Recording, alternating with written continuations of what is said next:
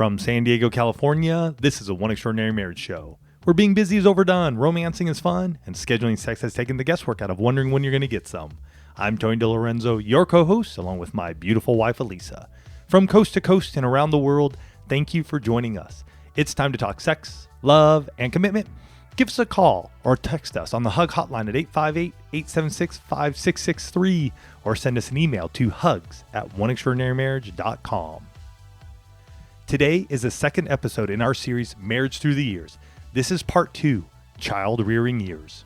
And there's a quote from Mary Calderon that states, "Our children are not going to be just our children. They're going to be other people's husbands and wives and the parents of our grandchildren." And I know over the years of coaching, I've said that to numerous coaching couples. But I think as we look at these child rearing years, it's especially applicable that we're modeling marriage to them for generations to come. That's right. So we're going to be digging into that in today's show. But first, we start each and every one show with a hug. And a hug's an opportunity for you to hear from someone else in the one family whose marriage is being transformed. And this week's hug is brought to you by the Physician of the Month Club. And we're going to be sharing more about this club and how it's transforming marriages later in the show.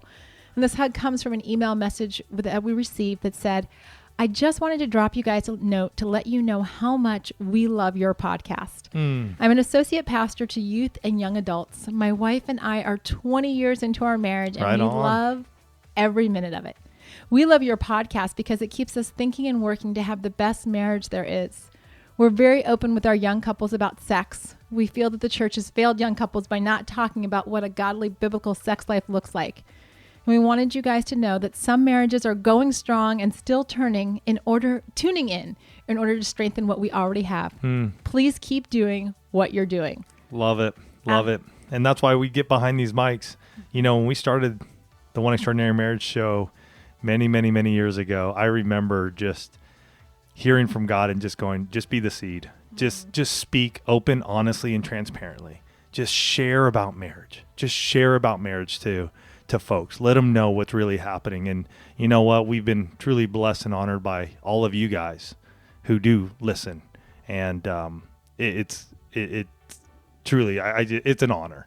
And I'm just excited that we continue to just talking about topics, going into areas that, yes, people do talk about, and yet we're going to dive into them. Like today, we're going to really dive into those child rearing years. And let's really get some meat on this thing, because as married couples, it's a different perspective than just looking at it or hearing from it from a mom's perspective or a father's perspective or a parenting perspective. Absolutely. And this is the series, this whole series is really looking at marriage through the years. And it's not just like the chronological years, right? It's not just like marriage when you're in your 20s or marriage when you're in your 40s. We're looking at those segments of married life that have such an impact on both husbands and wives. And, last week in part 1, we were talking about that newlywed season, the beginning of your married life together.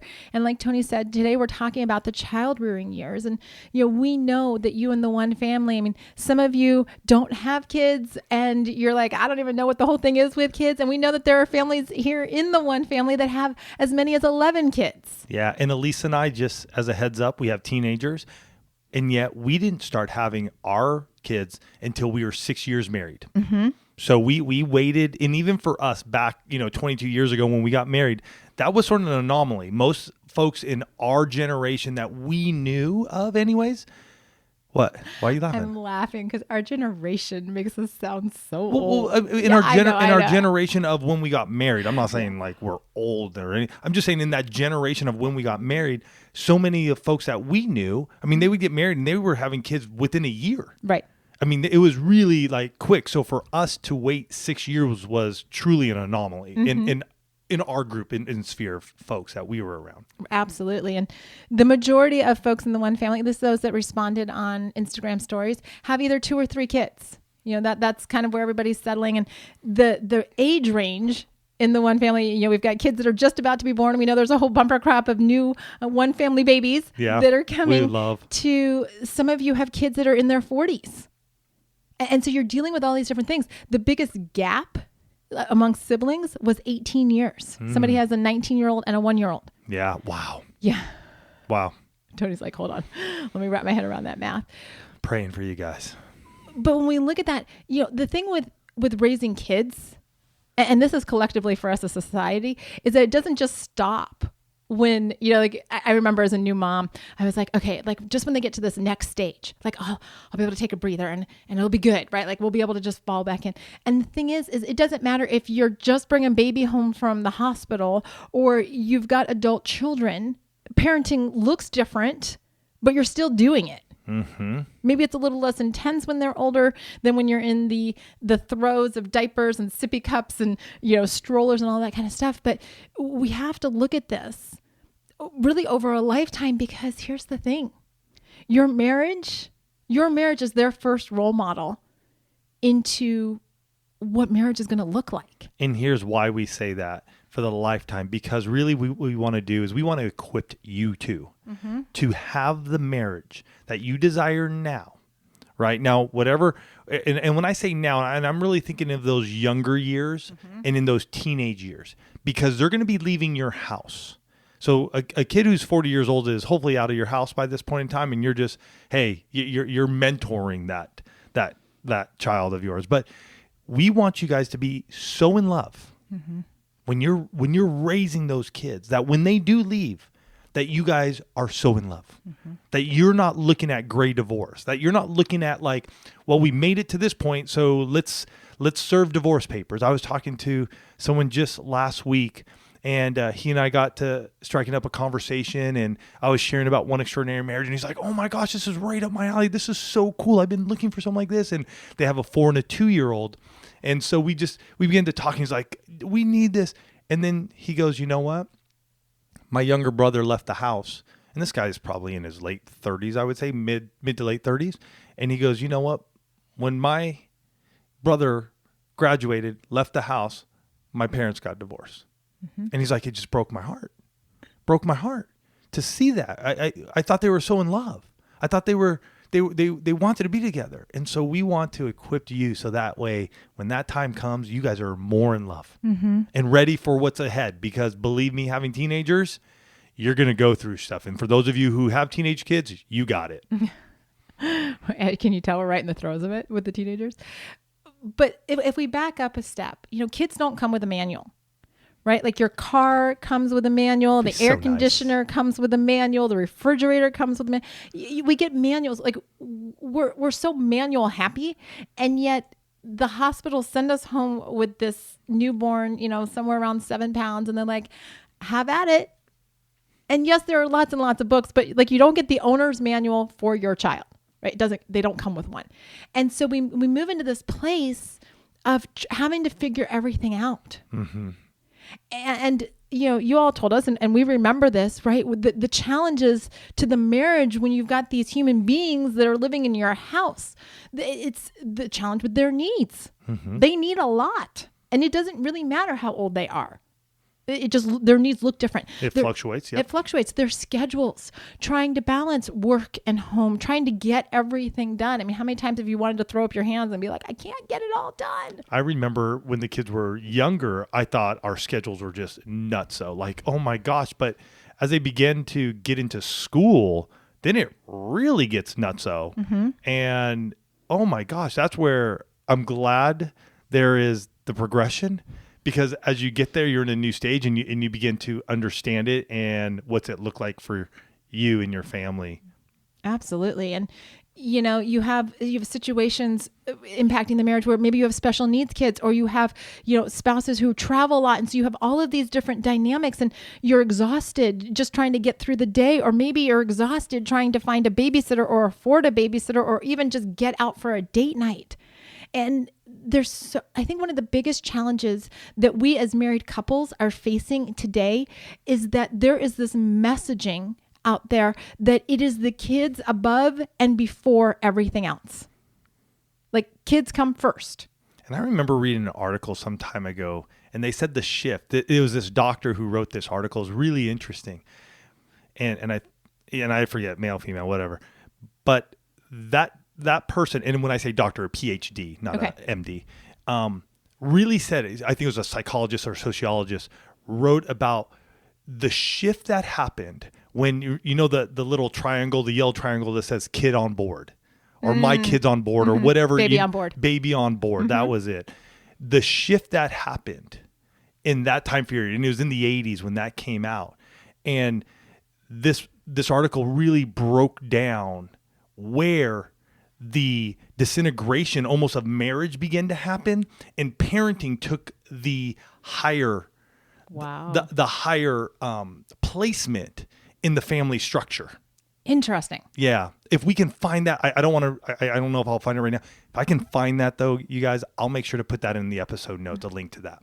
Well, because that brings up a really good point, right? And it doesn't matter if it happened in the 80s or in the 90s or whenever it happened, there is this mindset that says we will sacrifice our marriage relationships or our marriage relationship for the betterment of our children. Right? We'll make sure that they get involved in every activity Monday through Friday. We'll make sure that they have play dates to go to and birthday parties to go to. We'll lessons and friends and all of these kinds of things. And then we look across the table at our spouses after 18 years and we're like, let's see. You look familiar. A few more wrinkles. Do I know you? What do we have to talk about besides the kids? And we have to take a step back because, and I said at the top of the show, your children are watching you and they're learning how to do marriage by what you demonstrate. So it's not just this generation. It actually does go down to your grandchildren because your kids are watching you and their kids are going to be watching them. And we have to adopt this mindset that if we don't make time for one another, our kids are not going to make time for their spouses. And we're going to put ourselves in this place where we've got a generation that doesn't know how to do marriage. Because they weren't watching. This is the reason we get behind these microphones. And we talk about topics that people aren't talking about. It's a little controversial in today's day and age to say that you have to put your marriage first. I found it. I had to look for it. I'm sorry, you guys. I had to. So it's an article, and it's titled "How American Parenting is Killing the American Marriage." And wow. I'm gonna get that link because I've just been scanning it here just real quickly just to make sure I was flowing correctly. But yes, it was the mid 80s, and it's an amazing article. So come to the episode notes and you'll find it there for you. And I think there's a lot of truth to it. I mean, I've seen it. I remember like when we were growing up, so Tony and I are in our mid 40s. When we were growing up, I mean, like our parents just did their thing. Like we would hop on a bike or we'd go to the park or we'd go do whatever. And, we just did it by ourselves. I sure did. I can't imagine when my kids were, like elementary, early middle school age, I can't imagine letting them do hardly anything by themselves. Right? We were driving them to play dates. We were driving them to things with their friends. We were driving them to activities. And so all of a sudden it became husband and wife aren't spending time together because you know why? Somebody's got to be chauffeuring. And somebody's got to be on the sidelines and somebody's got to be picking up and somebody's got to be here and somebody's got to be here. And you get to this point where you're just exhausted. And you're like, I can't do everything. And they're little and they still need me. I'm pretty sure you're like a grown up and you can fend for yourself. And so I'll catch up with you in 20 years. And recently we did an episode talking about being a team.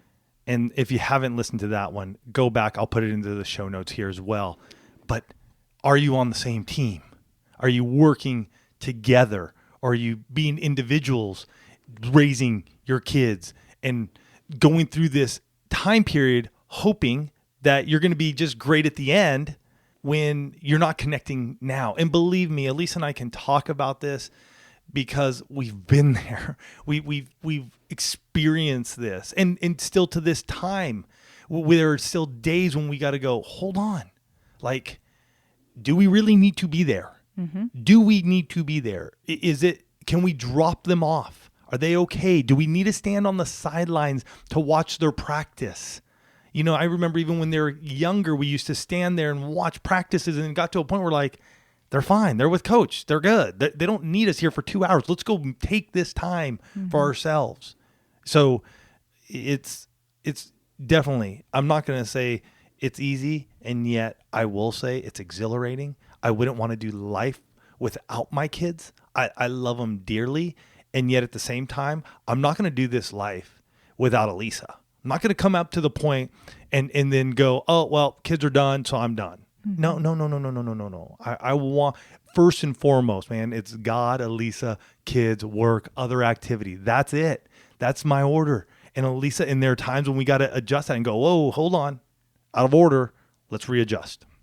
Well, and that's why it's so important to look at your spouse as more than just the parent or the step parent to your children, right? They're your spouse. Tony just described that order, right? God, spouse, kids, work, everything else.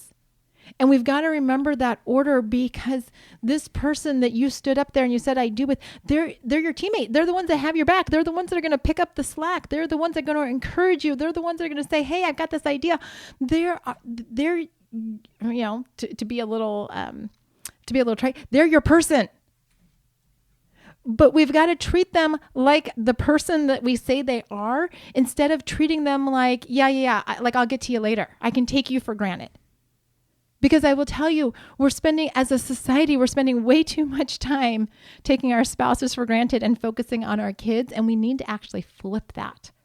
Because what happens when our kids start to see our marriages flourish is and it's been documented time and time again in studies, there's a sense of security for the kids. There's a sense of security. I mean, our kids have heard us fight or have disagreements before we've had to record. And one of them will pop in and be like, that sounded kind of tough. Well, yeah, it was, but you know what? We're good. We worked through it, and it's okay, because they're not worried that somebody's walking out the door. They're not worried about those kinds of things, because we've spent this time crafting a marriage that reflects that value. Crafting a marriage that reflects that marriage is important, that we're going to have our children and we're going to love them, but they're not going to be the most important relationship in the household. Mm-hmm. And that's contrary. It's contrary. We get it.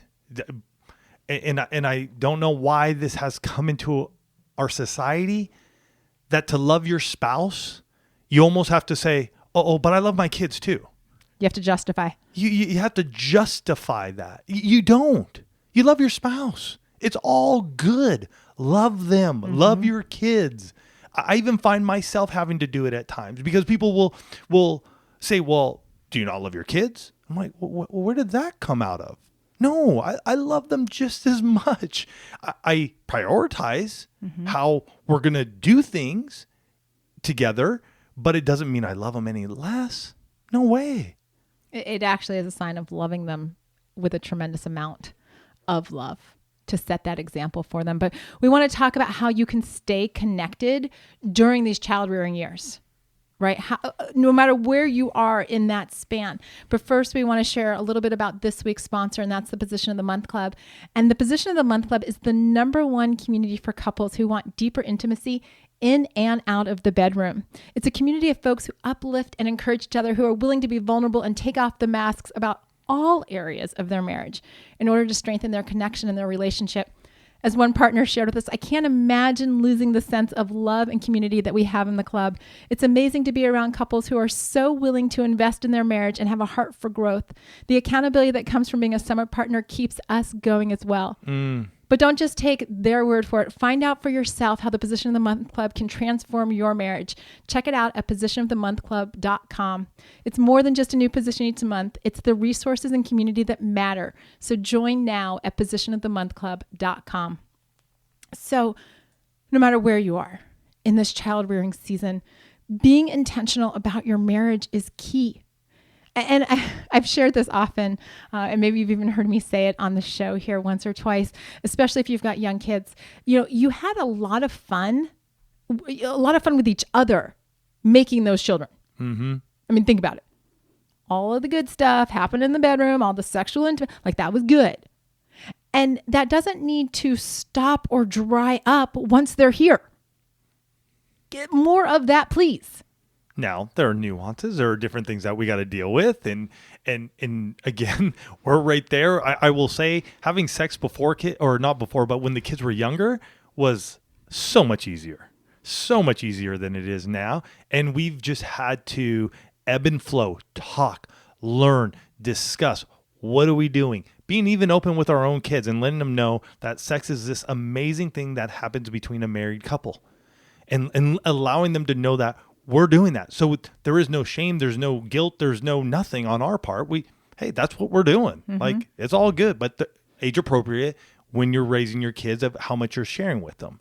But I will say that it's a time when you got to really communicate. Mm-hmm. Got to communicate, because you made them. Now we got to continue having that sexual intimacy as they grow older. Well, and it's also acknowledging the fact, like, I know when I ask the question, you know, what's the number one thing that keeps you from having the intimacy that you desire in your marriage during this season? And, you know, I get things like busyness and exhaustion and being short on time.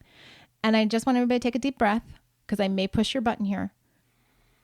Every single one of us is dealing with things that keep us short on time, keep us very busy, and keep us very exhausted. You don't have the corner on that. And I know some of you are saying in your head, but Elisa, you don't know what I'm dealing with. Yeah. You don't know what the person in the house next to you is dealing with, or the person in the car. Like, everybody's busy and everybody's exhausted. It's kind of a perpetual state of being in our society. So we can't just live in this place where that's the excuse for not connecting with our spouse. We have to actually be couples. We have to be so extraordinary in this one family that we say, okay, you know what? That's how everybody else is doing marriage. What can we do differently? And one of the things I realized is that a lot of people, whether it's in a coaching session or just in conversations, like, we'll start talking about strategy and things, and they come up with, well, I can't do that. That's too hard. Like, I don't think that's going to work. And the truth of the matter is that if we get stuck in this place of I can't or we can't, you're absolutely right. I've said it myself. There have been times when Tony's like, well, I've got this idea. Let's do this. And I'm like, I can't do that. I don't want to. And he's even told me, he's like, sometimes you're like the brakes on our marriage. Sometimes it's good. Sometimes, you know, like, let's face it, sometimes you need brakes.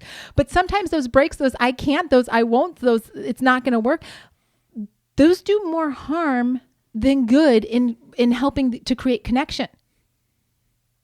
Right? Instead of saying, you know what, we don't have time to connect.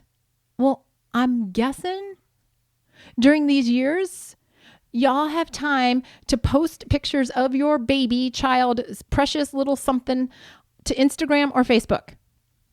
If you have time to post, you have time to have a conversation with your spouse. I know you're all feeling your feathers a little ruffled. It's okay. I'm guilty of this too. But think about it. How much more valuable is the conversation, is the grab your husband and just give him a great big kiss, or, hey, we've got 10 minutes. Let's just go fool around in the bedroom. How much more valuable is that to your marriage and your overall marital happiness than thumbing through Instagram? Like, scroll. And all you're seeing is the same stuff you saw 10 minutes ago. But you're just like, no, I'm going to do this. You're not getting anywhere. Or you say, you know what? We don't have anything to talk about. Well, I get it, because you're spending all your time talking about the kids. You might actually have to get creative and use some resources to talk about different things. We've had to do this. Mm-hmm. I would say, you know what? The number one free resource we have is our 6 questions. Okay. And it's 6 questions, 6 simple questions to break free of the, what are we having for dinner? Who's doing the laundry? What are the kids up to? Or even what, you know, how's work been? Because we can get lost in that, especially during these years, because it's easier to just go, let me ask you something just to placate you, to let you think that I have any interest in you. And really, do you have interest in your spouse? Because we can ask questions and just let them talk, but not really have any interest in them. And I think our 6 questions can really help you just at least go, hey, you know what?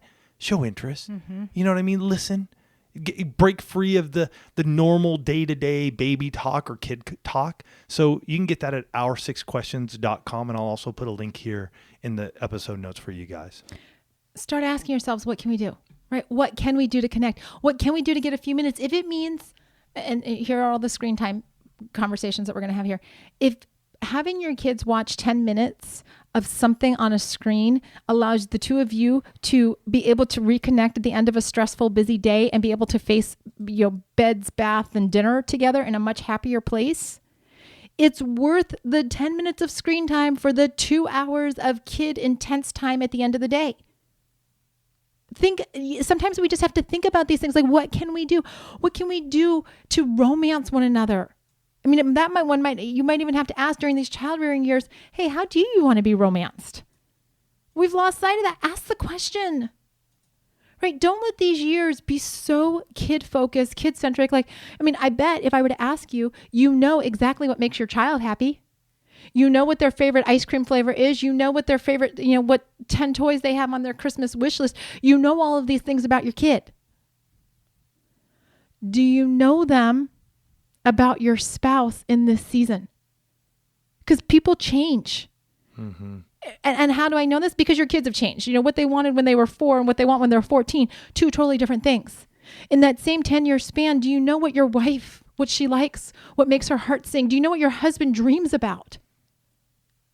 Let's not be so wrapped up in these human beings that we are raising and releasing that we miss out on building that same foundation, that same connection, that same togetherness with our spouses. Yeah. And it's a tough one. I'm not saying this topic, even recording this, is easy. I know. And yet, hopefully, our goal here today was to allow you to go, you know what? What are my priorities? And do I want to be in this marriage long term? Because I hope you do. I hope your priority is your spouse, your marriage, the longevity of it. And if so, then what are we doing to make sure that happens? And how are we making that happen during these child rearing years? Are we going to have to shimmy and shake and move and adjust? Yes. I am not going to be the person to say that you love your kids any less because you're spending time with your spouse. No way. If anything, I'm cheering you on because I know you're leaving a legacy. You're looking after your kids. You're looking after your kids because of that. So this week, as you think about this, and we're talking through this series of your marriage through the years, what does it look like for you right now with where your kids are at? That's it. And then take that with your spouse and begin to discuss, what are you guys doing together to prioritize your marriage? Join us next week because we're going into part 3 in our Marriage Through the Years series where we're talking about chore war. Yes, we're going to be talking about the chores that happen around your house and how you guys can get those done. We love you guys. We're excited for what's ahead in your marriage. Have a fantastic week, and we'll catch you next week. Love you guys.